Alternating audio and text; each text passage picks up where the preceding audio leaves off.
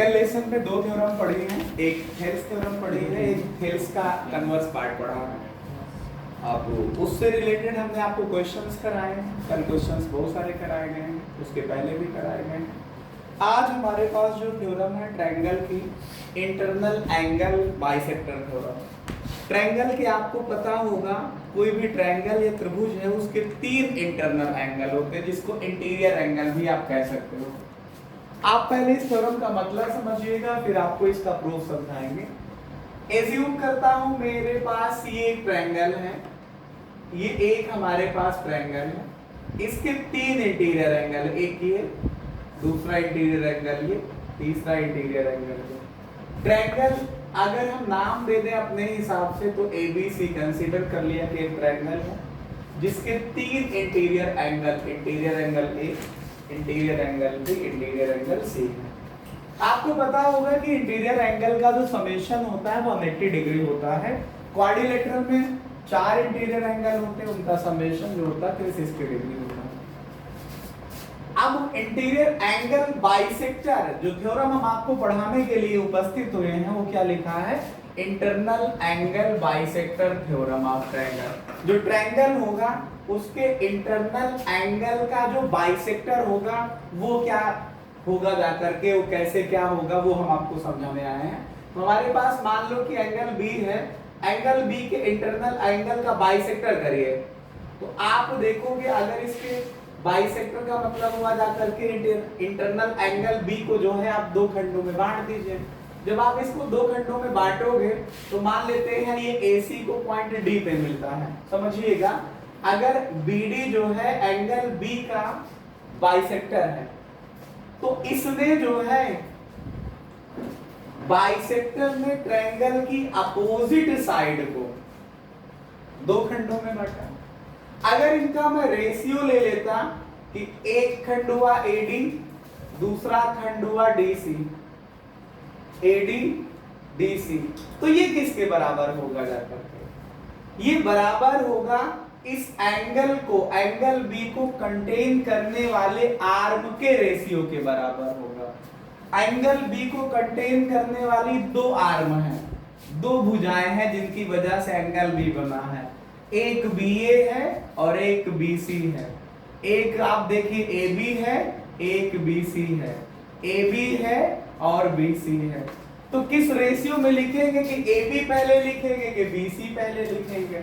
आप A से चले हैं ना, AD का रेशियो DC के साथ तो बराबर होगा AB का रेशियो जो है BD के साथ, AB का रेशियो जो है BD के साथ। ये है हमारे पास internal angle bisector theorem. BD के साथ फिर से समझिए, AB का रेशियो BC के साथ, फिर से समझिए इसको। जैसे मान लो कि हमारे पास कोई भी दूसरा ट्रायंगल ले लें, ABC है, मान लो किसी ने कहा कि सर हम एंगल A का बाइसेक्टर ड्रा करते हैं, एंगल A का बाइसेक्टर ड्रा करते हैं।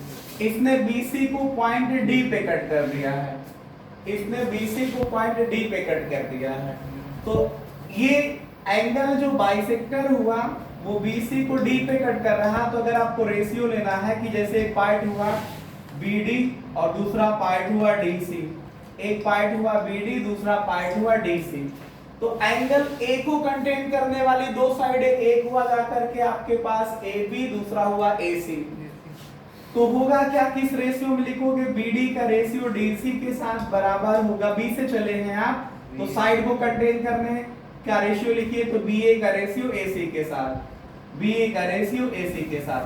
हमें उम्मीद है आप लोगों को थ्योरम रट गई होगी। अब इसका प्रूफ कराते हैं। तो पहले आप लोग लिखिएगा मेरे साथ statement,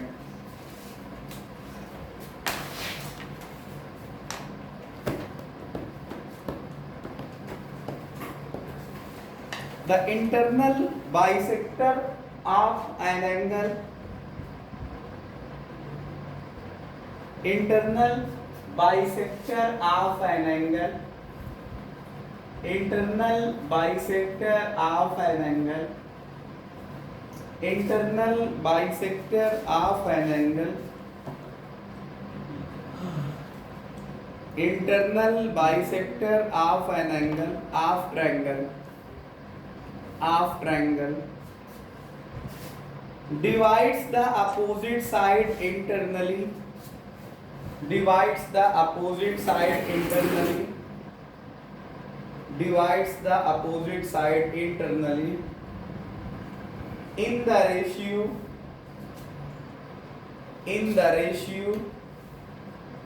of the side containing the angle, in the ratio of the side containing the angle, in the ratio of the side containing the angle, in the ratio of the side containing the angle। तो opposite side को ये उस ratio में divide करेगा angle bisector, किसी भी triangle के angle का जो बाइसेक्टर होगा अपोजिट साइड को उस रेशियो में डिवाइड करेगा जिस रेशियो में उस एंगल को रखने वाली कंटेनिंग साइड्स होंगे। जाकर के कंटेन का मतलब रखने से है, तो इस एंगल को कौन कौन रखे हुए हैं, बी ए और ए सी, बी ए और ए सी। अब इसका प्रूफ करते हैं हम लोग। अब आप इसके प्रूफ के लिए थोड़ा से कलरफुल अगर आप पेनों का यूज करें, एक बढ़िया से सुंदर फिगर बना लीजिएगा डिफरेंट डिफरेंट कलर का यूज करके। अब इसका मतलब ये नहीं कि हर साइड को एक कलर से बनाने लगो, नहीं। क्या करिए, जैसे मान लेता हूं थोड़ी देर के लिए कि ये हमारे पास एक ट्रायंगल है, ये हमारे पास एक ट्रायंगल है। इस ट्रायंगल का नाम दे दिया मैंने A B C, A B C. चलो कंसीडर करता हूं कि एंगल ए का जो बाइसेक्टर है, अभी फिगर मैंने बताया था यहाँ पे, चाहे वो फिगर ड्रा कर लो चाहिए वाला। एंगल ए का जो बाइसेक्टर है, एंगल ए को दो खंडों में बांटने वाला, एंगल ए को जो टू इक्वल पार्ट्स में डिवाइड करने का जो है वो AD मैंने मान लिया, ठीक है। तो सबसे पहले लिखेंगे गिवन दैट के हिसाब से। आप इसका प्रूफ लिखेंगे, हम लोग इसका प्रूफ करने जा रहे हैं थ्योरम का। तो let us consider a triangle ABC, let us consider a triangle ABC in which, जिसमें AD is angle bisector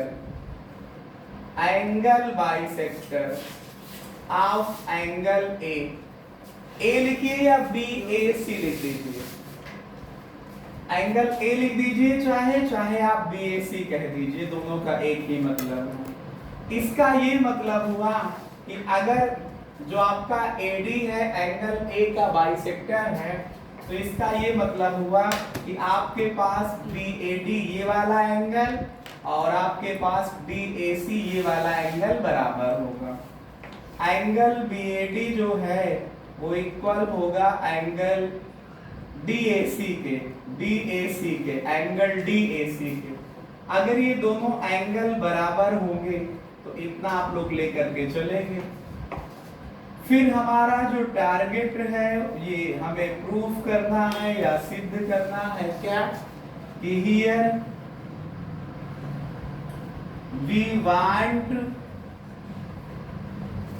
to show that, यहाँ पर हम दिखाना चाहते हैं, क्या दिखाना चाहते हैं, कि BD का रेशियो DC के साथ, BD का रेशियो DC के साथ, तो कितना आएगा, एंगल ए को कंटेन करने वाली साइड आप चलेंगे कहां से, B से, तो BA का रेशियो AC के साथ, तो BA का रेशियो AC के साथ, तो BA का रेशियो AC के साथ, ये हमें दिखाना है, ये हमारा टारगेट।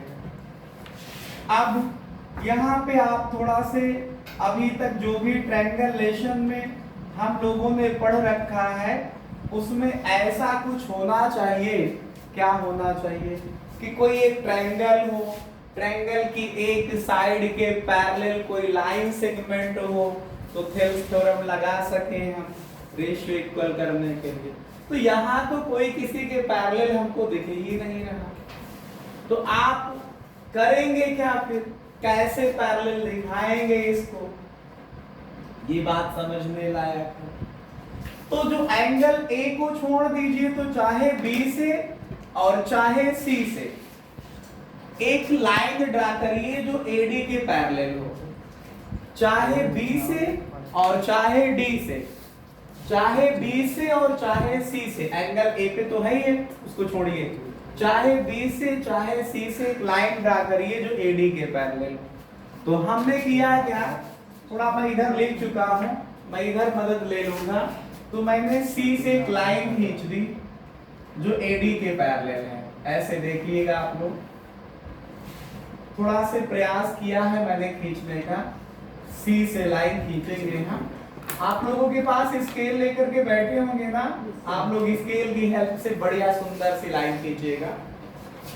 फिर आप करिएगा, बात को समझिए, यहाँ पे आप देख पा रहे होंगे कि क्या कट कहाँ कर रहे हैं किसी को, तो आप बीए को आगे बढ़ा दीजिए, बीए को सीधा स्केल से आगे बढ़ाइएगा, ये बीए वाली लाइन तिरछी नहीं होनी चाहिए, ये आपके पास बीए पे पटरी रखिए, सीधा गिरा दीजिए ऊपर। तो मान लीजिए कि हमारे पास ये पॉइंट ए है, कौन सा पॉइंट ए है, स्केल की हेल्प से सीधा बढ़ाइएगा आगे।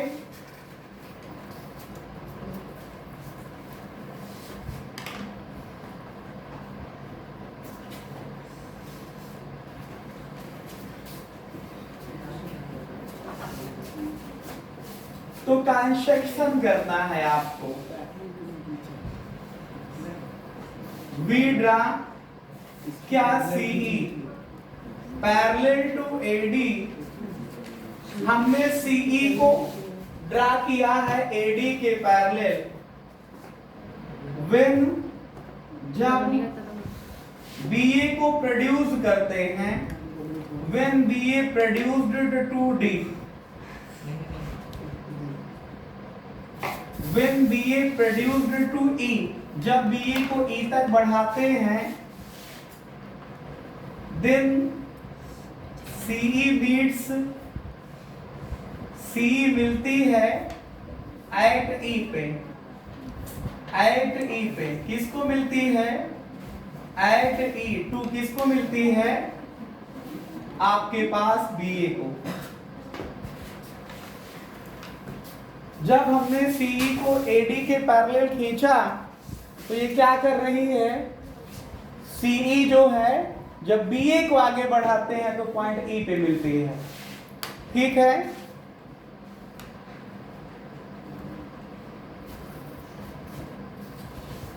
ठीक है, आगे और समझिए इसको। अब देखिए हम लोग लगा क्या सकते हैं, थेल्स थ्योरम। हमारे पास है क्या, थेल्स थ्योरम। अगर आप लोग ट्रायंगल देखें तो इन ट्रायंगल BCE पे फोकस करिए, थोड़ी देर के लिए इसको हटाइए अपने दिमाग से। क्या BCE पे फोकस करिए, तो आपका जो AD है वो पैरेलल है CE के, जो AD है वो पैरेलल है CE के। तो then by basic proportionality theorem या Thales theorem, then by BPT या थेल्स थ्योरम, क्या आएगा, आप लोग रेशियो लिखते हैं हम लोग, तो B से चलिए, इसके पैरेलल ये लाइन हुई, तो इस वाली साइड को छोड़िए, तो ये दो साइडें बची ट्रायंगल की, एक बची BC, एक बची BE, तो उन्हीं का रेशियो लिखिए, BD का रेशियो DC के साथ, BD का रेशियो DC के साथ, ये बराबर आ जाएगा BA का रेशियो AE के साथ, इसके इक्वल आ जाएगा BA का रेशियो AE के साथ। इतना लिखते हुए आप इसको इक्वेशन फर्स्ट मान लीजिए। अब आप टारगेट पे आइए और इसको मैच करिए।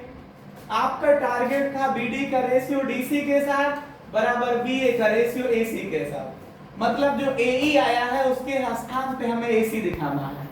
फिर से AC को बना लीजिए। अब आप थोड़ा से ध्यान दीजिएगा, बहुत आसान सी भाषा में मैं आपको बता दूंगा। इतने को आपने कहा था इसके इक्वल है, थोड़ी देर पहले इसका नाम दे दो, लिखना आसान रहेगा। ये एंगल 1 इतने को कह दिया, इसको नाम दे दिया एंगल 2। इतने को एंगल 3 कह दो, नाम ही देना है और कुछ नहीं करना आपको। नाम देने से बेनिफिट ये मिलेगा कि आपको लिखना कम पड़ेगा। जहां पे एंगल 1 लिखना होगा वहां पे आप ऐसे नाम नहीं दोगे तो एंगल BAD लिखना पड़ेगा। तो बताइए आसान एंगल 1 लिखना होगा कि एंगल BAD? BAD में देखोगे तो इंक भी ज्यादा लगेगी और 1 लिखने में आसानी से आपके दिमाग में आ जाएगा। ठीक है, तो अगर हम ध्यान से देखें तो अगर हमको AE और AC इक्वल दिखाना है, इसका मतलब ये ट्रायंगल आइसोसेलेस दिखाना है। AE और AC इक्वल दिखाना कहोगे, कहां से इक्वल की बात आ गई? मैं ये कह रहा हूं कि जो टारगेट है और जो आपके पास आ गया है दोनों को देखिए, तो BD/DC बराबर BA/AC है, यहाँ BA/AE है, तो इसका मतलब AE और AC को इक्वल दिखाना पड़ेगा। तो AE और AC को इक्वल दिखाने के लिए आप अपना कुछ ब्रेन यूज करिए, आप लोग जो थोड़ा बहुत हो उसका यूज करिए। आप देखिए, समझिए, सिंस देखिए एंगल 2 और एंगल 4 अल्टरनेट एंगल बन रहे हैं। अगर आप देख पा रहे हो तो कैसे AD है जो वो पैरेलल है CE के, और AC जो है इज ट्रांसवर्सल हो रहा है, ट्रांसवर्सल हो रहा है। हमने आपको पूरी बात तोड़ करके समझा दी।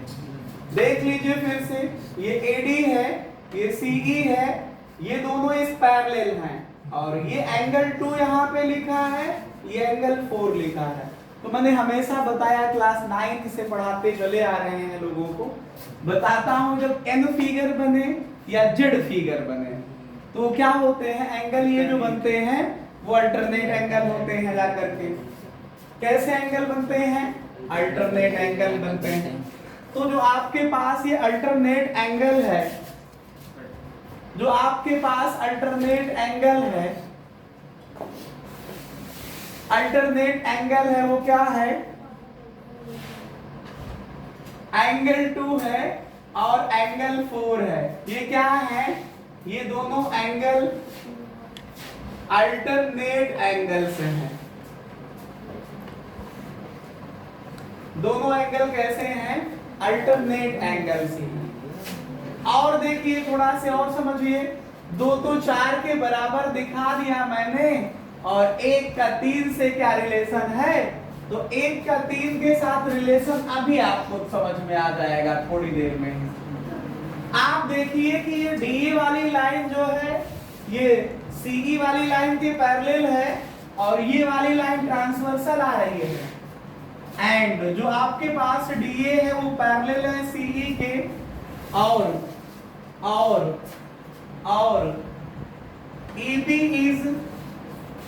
EB बोलो चाहे EAB बोल दो, EB बोलो चाहे EAB बोल दो, इज ट्रांसवर्सल है, ट्रांसवर्सल लाइन है या लाइन सेगमेंट है।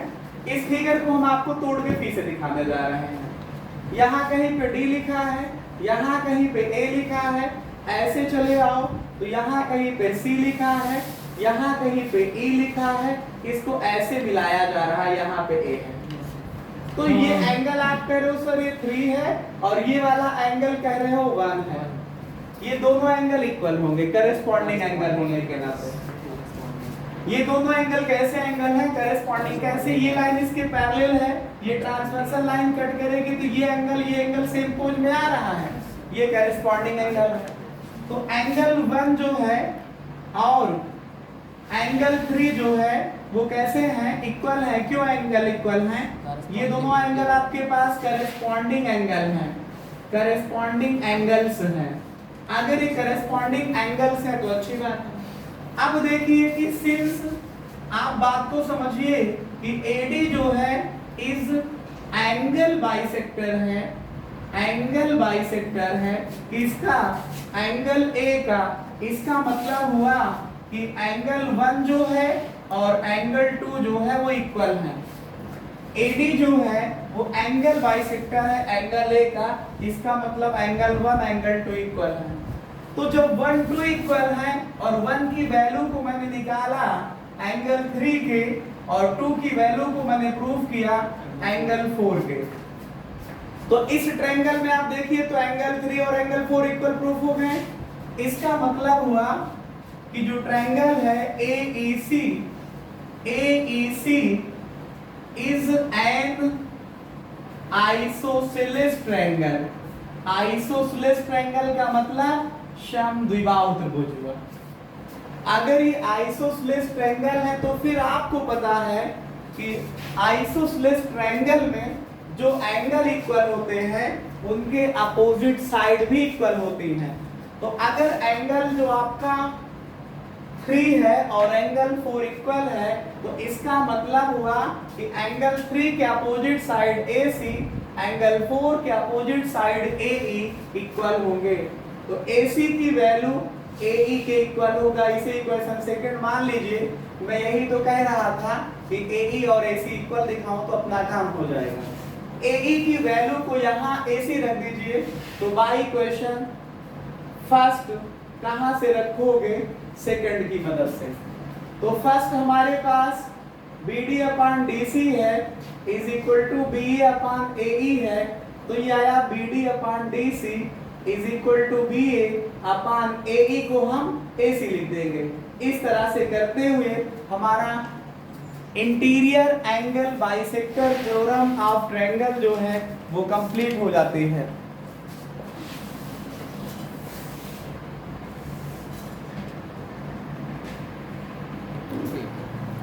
Exterior angle bisector theorem of triangle. Triangle lesson में कुल मिला के मैं आपको 3 थ्योरम बता चुका हूं। ये बार बार मैं रिकॉल या उनको दोहराता इस वजह से हूं कि आपको वो याद रहे।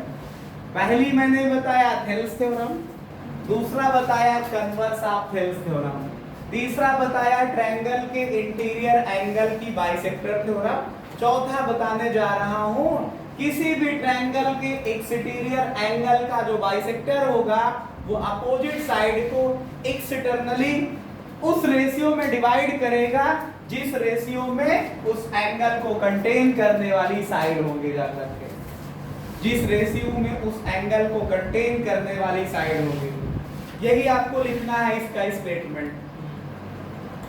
लिखिए the external bisector of an angle, theorem का स्टेटमेंट लिखिएगा।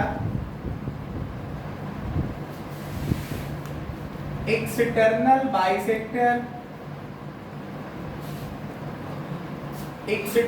Bisector of an angle of a triangle of an angle of a triangle. External bisector of an angle of a triangle divide opposite side externally, divides opposite side externally, divide opposite side externally in the ratio of the side containing the angle, in the ratio of the side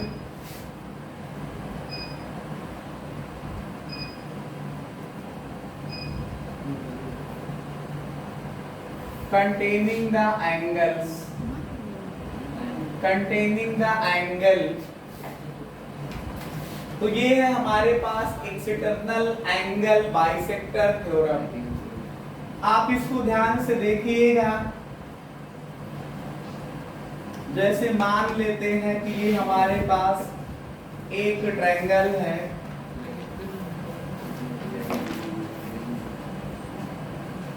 ये हमारे पास एक triangle ABC है।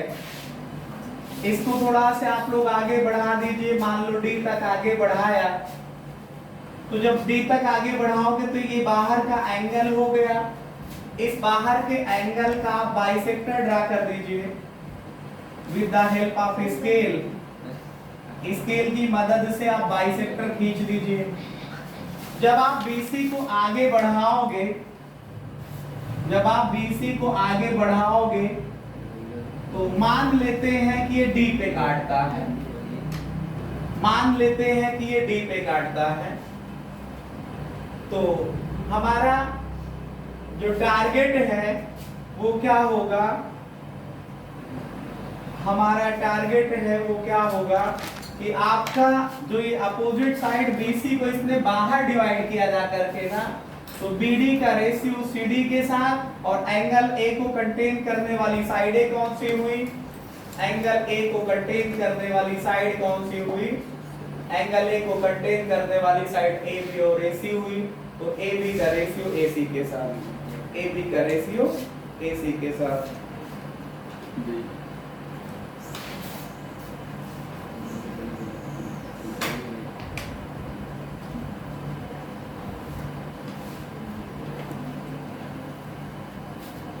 AB का ratio AC के साथ। आप लोग solution करेंगे इसका, सॉल्यूशन मतलब हम इस थ्योरम है तो थ्योरम का प्रूफ होगा।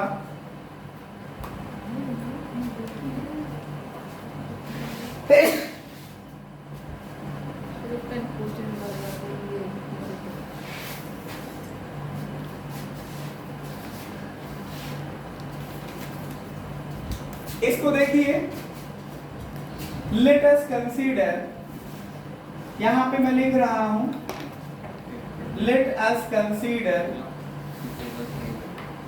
ट्रायंगल ABC in which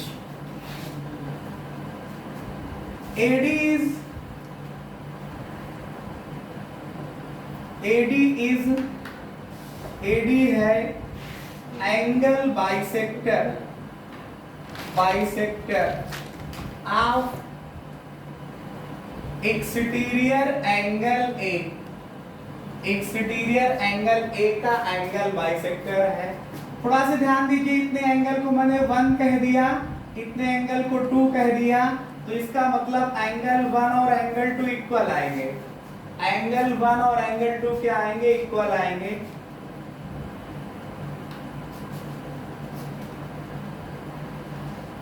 फिर आप इसको समझिए, हमारा यहाँ पे टारगेट क्या होने वाला है, हमारा टारगेट क्या है कि एंगल A का जो एक्सटीरियर एंगल का जो बाइसेक्टर है, अपोजिट साइड BC को एक्सटर्नली डिवाइड कर रहा है, किस रेशियो में, जिस रेशियो में एंगल A को कंटेन करने वाली साइडें होंगी।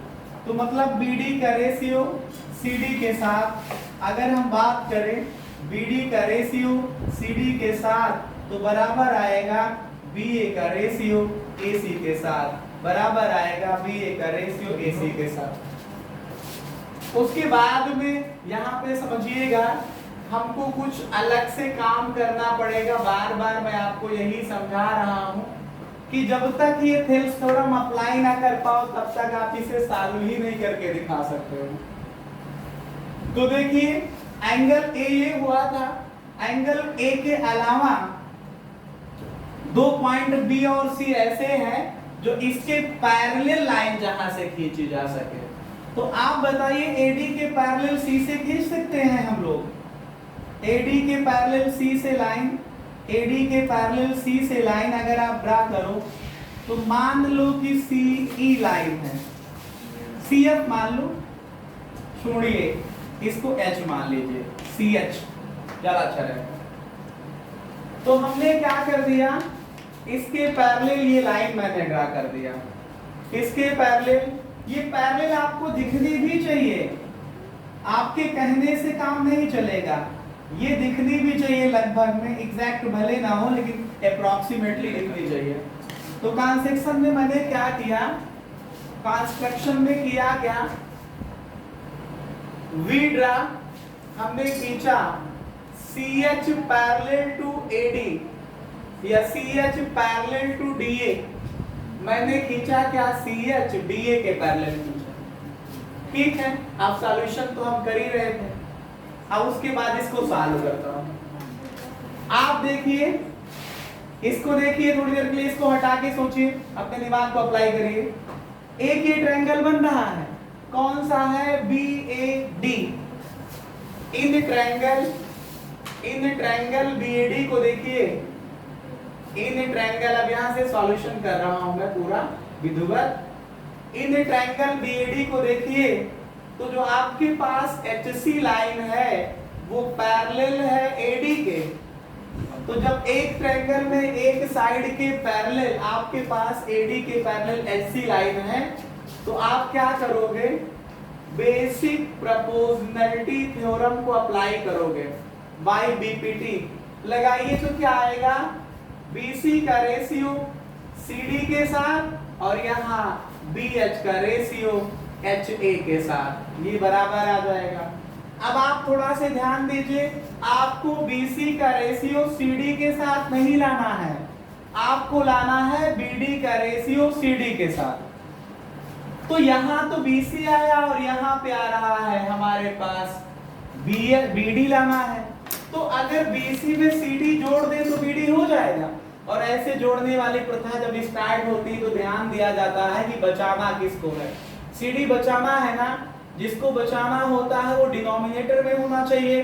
तो इस तरह से डिनोमिनेटर में CD है भी, तो बहुत अच्छा तरीका है आपका ये BC को CD में, ये बराबर है BH का रेशियो HA के साथ, दोनों तरफ आप 1 ऐड कर दीजिए, दोनों तरफ 1 ऐड करिए। अब इसमें ऐड करोगे तो BC प्लस का CD upon CD is equal to BH plus का HA अपान HA, ये हो जाएगा। अब आप जोड़िए BC प्लस CD, देखिए BC प्लस CD मतलब हुआ BD, मतलब हमारे पास आया BD अपान CD। BH में देखिए, BH में HA जोड़िए, BH में HA जोड़िए, तो आपके पास हो जाएगा BA अपान में कितना, HA। अब आप इसको एक इक्वेशन मान के छोड़ दीजिए। देखिए जो आपका टास्क था वो लगभग में पूरा हो गया।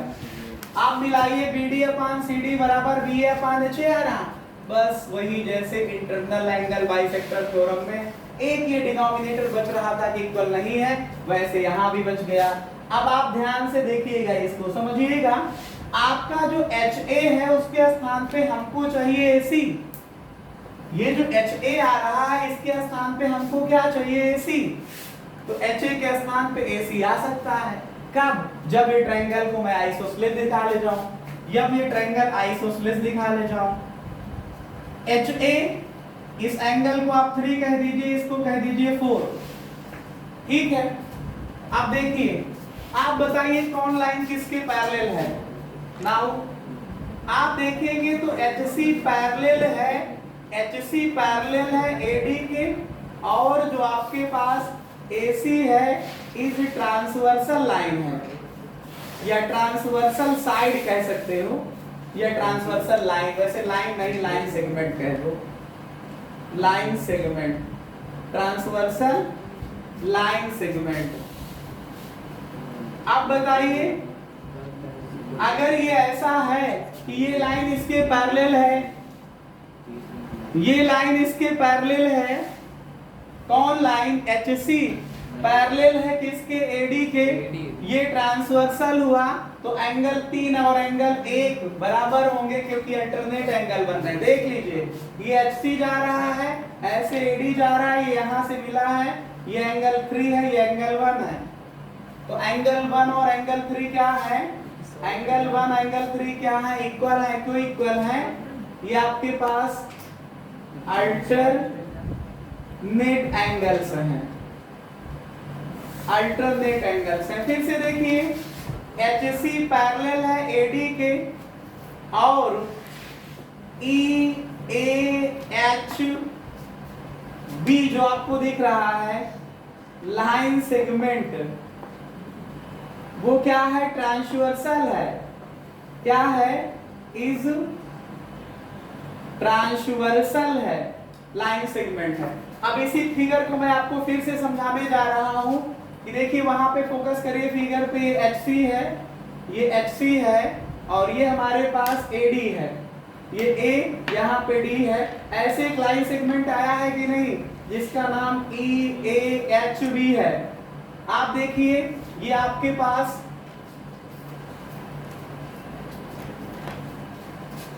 ये देखिए ये वाला एंगल जो है और ये वाला एंगल, ध्यान से देखिए H के जस्ट ऊपर जो ये बन रहा है वो कौन है? AHC जिसको कह रहे हो ये 4 है, और EAD जिसे कह रहे हो ये 2 है। ये क्या है? ये कौन सा एंगल है? ये 2 है? ये दोनों आपको दिख रहे हैं कि नहीं करेस्पॉन्डिंग? तो एंगल 2 जो है इक्वल है एंगल 4 के, क्यों? ये दोनों एंगल हैं करेस्पॉन्डिंग एंगल। कैसे एंगल हैं? करेस्पॉन्डिंग एंगल्स हैं। इतना आप समझ गए होंगे। अब थोड़ा से पार्ट और बचा है, स्पेस हमारे पास कम है, इस वजह से मुझे इतने ही थोड़े पार्ट में इसे मैनेज करना पड़ेगा। देख लीजिए आप लोग, इसको फोकस करता हूं मैं। एंगल 2 जो है एंगल 1 दोनों इक्वल है, ऐसा आप यहाँ पे प्रूफ कर चुके हैं। AD is angle bisector of exterior angle A। इसका मतलब एंगल 1 और एंगल 2 इक्वल है। तो यहां से आप इसी बात को लेके चलेंगे कि सिंस चूंकि एंगल 1 और एंगल 2 बराबर हैं, एंगल 1 को मैंने प्रूफ किया है, एंगल 1 को मैंने प्रूफ किया है 3 के इक्वल, समझाया है। एंगल 1 3 के इक्वल है और एंगल 2 किसके इक्वल है? 4 के इक्वल। तो 1 को 3 रख दिया, 2 को 4 रख दिया, तो आप ये ट्रायंगल देखिए AHC ट्रायंगल में ये दो एंगल इक्वल हो गए। तो इसका मतलब हुआ कि जो ट्रायंगल HAC है इज एन कैसा एंगल है? आइसोसेलेस ट्रायंगल है। कैसा ट्रायंगल है? आइसोसेलेस ट्रायंगल है। इसका मतलब जो एंगल इक्वल हैं उनके अपोजिट साइड इक्वल होंगे। एंगल 4 एंगल 3 के इक्वल है, तो 4 के अपोजिट AC साइड और 3 के अपोजिट AH साइड बराबर होगी। तो इसका मतलब AC जो है वो AH के बराबर होगा। देन बाई इक्वेशन फर्स्ट, आप फर्स्ट इक्वेशन पे आइए। ये आपका BD अपान CD बराबर BA अपान HA हुआ, और ये हमारे पास BD अपान CD लिखा मैंने बराबर BA अपान HA। ये है HA को क्या लिख सकता हूं मैं? AC लिख सकता हूं। Hence proved. यही आपको प्रूफ करना था। तो इस तरह से करते हुए इस लेसन की जो आपके पास किसी भी ट्रायंगल के एक्सटीरियर एंगल का बाइसेक्टर अपोजिट साइड को एक्सटर्नली डिवाइड करता है, किस रेशियो में डिवाइड करता है? जिस रेशियो में साइड को कंटेन, जिस रेशियो में एंगल को कंटेन करने वाली साइड्स होंगी जाकर के। ठीक है, तो इस तरह से करते हुए ये आपका टॉपिक समाप्त हुआ। ठीक।